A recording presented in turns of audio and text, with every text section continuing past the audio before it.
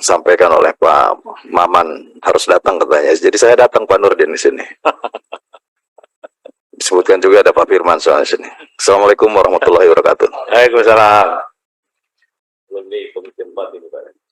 Iya, Pak Ketua. Ketua, pertama di sini sebutkan ada 11 undang-undang yang terdampak akibat penataan peraturan dengan metode omnibus law ini.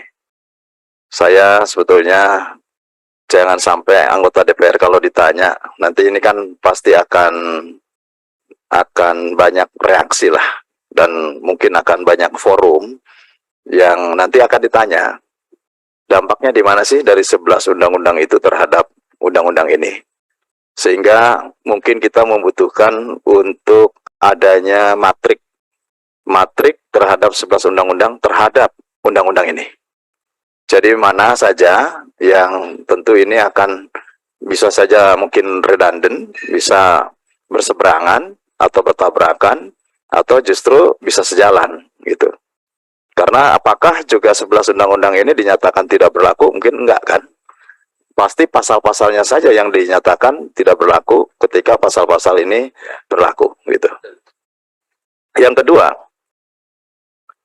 saya sejalan dengan apa yang disampaikan oleh pemberi tanggapan terdahulu, bahwa berbicara persoalan kesehatan masyarakat semestinya ini memang dari usia dini, Pak.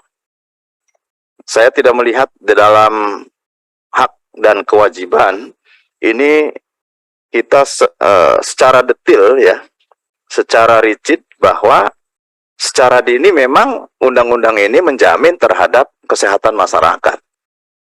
Coba datang ke dapil masing-masing lah. Ini di dapil saya. Itu di semua desa itu stunting itu pasti masih ada. Penyebabnya apa? Posyandu ini nggak efektif sekarang. Mereka tidak punya dana. Mereka hanya dibiayai oleh biaya ala kadarnya.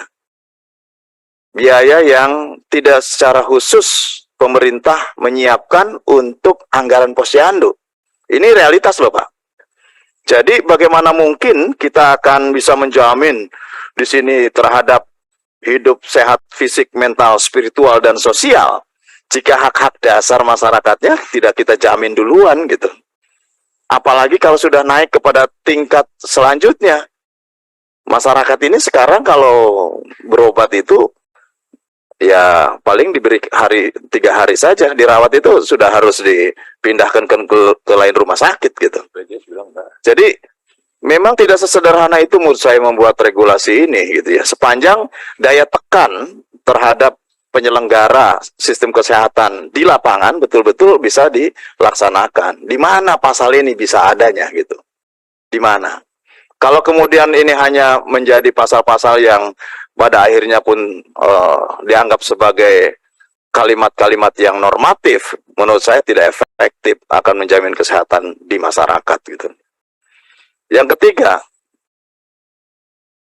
ketiga, ini persoalan dengan anggaran. Kan di dalam Undang-Undang Kesehatan sebelumnya ada 5% kalau nggak salah. 5% dianggarkan untuk sektor kesehatan. Beda menurut saya dengan bombastisnya pengalokasian untuk sektor pendidikan gitu. Padahal bagaimana dia bisa cerdas kalau tidak sehat gitu. Jadi ini agak sulit nih. Mana dulu telur dan ayam ini? Menurut saya kesehatan dulu, karena memang sejak mereka lahir itu dapat ditentukan orang ini bakalannya ke depannya menjadi pimpinan balik lah gitulah, seperti Pak Nurdin, Pak Supratman gitu. Gitu. Pokoknya saya tuh senang, saya datang ke Palu, ke Sulawesi Tengah tuh senang, karena orang memuji semua Pak Supratman tuh dipuji semua orang sana, orang baik. Tapi kebaikannya belum netes, Pak Firman. Nah jadi menurut saya ini harus diangkat di sini, gitu ya. Justru lahirnya Omnibus Law ini harus bisa menjawab terhadap persoalan-persoalan faktual hari ini, gitu. Bukan kemudian hanya meramu, merumuskan dan terlalu apa ya, high tension gitu ya, terlalu di atas mainannya. Padahal di bawah-bawah ini susah sekali. Kemarin di televisi masih ada. Bagaimana untuk menjamin penduduk yang masih di pedalaman? Kemarin saya sedih lihat orang mau hamil, orang mau melahirkan, digotong itu sepanjang sejauh 30 km digotong. Akhirnya mereka dimasukkan ke mobil, masuk ke puskesmas, anaknya sudah meninggal di puskesmas. Begitu melahirkan sudah meninggal. Nah, ini juga harus bagaimana menjangkau terhadap daerah-daerah terpencil. Ini kan harus jadi jawaban gitu.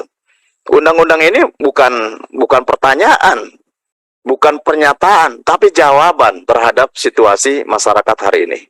Oleh karenanya, Pak Nurdin, saya mengusulkan, menurut saya seluruh anggota balik, karena ini adalah inisiatif dan pembahasannya di Badan Legislasi, kita membuat catatan-catatan apa yang terjadi sesungguhnya di daerah pemilihan kita. Ini yang kemudian kita tuangkan dan menjadi jawaban di dalam undang-undang ini. Terima kasih. Assalamualaikum warahmatullahi wabarakatuh. Waalaikumsalam. Terima kasih Pak Iman. Bu Lisda.